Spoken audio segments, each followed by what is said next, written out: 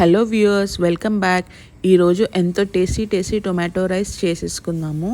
మీకు కావాల్సినవి బిర్యానీ దినుసులు, ఆనియన్స్, పచ్చిమిర్చి, మెంతికూర, ఉల్లాకు, కొత్తిమీర, ఇంకా టొమాటోస్. నా దగ్గర బీన్స్ ఉంటే వేసుకున్నానండి. మీ దగ్గర బీన్స్ కానీ, గ్రీన్ పీస్ కానీ, క్యారెట్ కానీ ఏదున్నా వేసుకోవచ్చు. క్రంచీనెస్కి బాగుంటుంది తినేటప్పుడు. ఫస్ట్ పొయ్యి మీద కుక్కర్ పెట్టుకొని దాంట్లో 2 స్పూన్స్ ఆఫ్ నెయ్యి వేసుకోండి అండ్ 1 స్పూన్ ఆయిల్ వేసుకోండి. తర్వాత బిర్యానీ దినుసులు వేసి వేయించండి.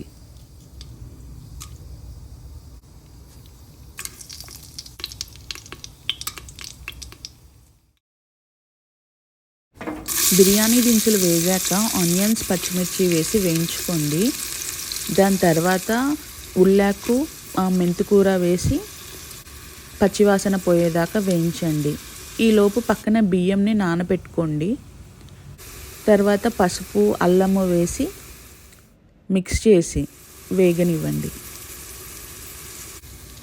అల్లం పేస్ట్ వేగాక టొమాటోస్ వేసుకోండి.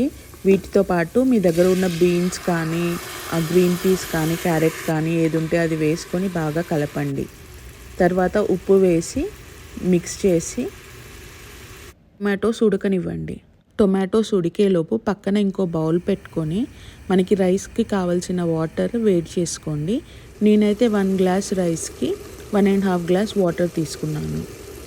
తర్వాత 1 టేబుల్ స్పూన్ కారం, 1 టేబుల్ స్పూన్ ధనియాల పొడి, 1/4 టీ స్పూన్ జీలకర్ర మెంతుల పొడి అండ్ 1/2 స్పూన్ గరం మసాలా వేసి బాగా మిక్స్ చేసుకోండి. దాని తర్వాత కొంచెం కొత్తిమీర కూడా వేసి బాగా కలుపుకోండి. ఇప్పుడు మీరు నానబెట్టిన బియ్యాన్ని వేసుకొని మిక్స్ చేయండి. తర్వాత మనం ఇందాక వేడి చేసుకున్న నీళ్ళని పోసుకొని తగినంత ఉప్పు వేసుకొని 1 టేబుల్ స్పూన్ నెయ్యి వేసుకొని కుక్కర్ మూత పెట్టేసుకోండి. కుక్కర్ని మీడియం ఫ్లేమ్ మీద 2 విజిల్స్ రానివ్వండి.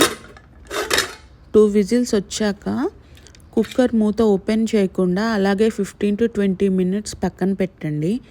దాని తర్వాత మూత ఓపెన్ చేసి ఎంతో టేస్టీగా ఉండే టొమాటో రైస్ సర్వ్ చేసుకోండి. ఈ రెసిపీని ట్రై చేసి కామెంట్స్లో ఎలా కుదిరిందో నాకు చెప్పండి. Thank you.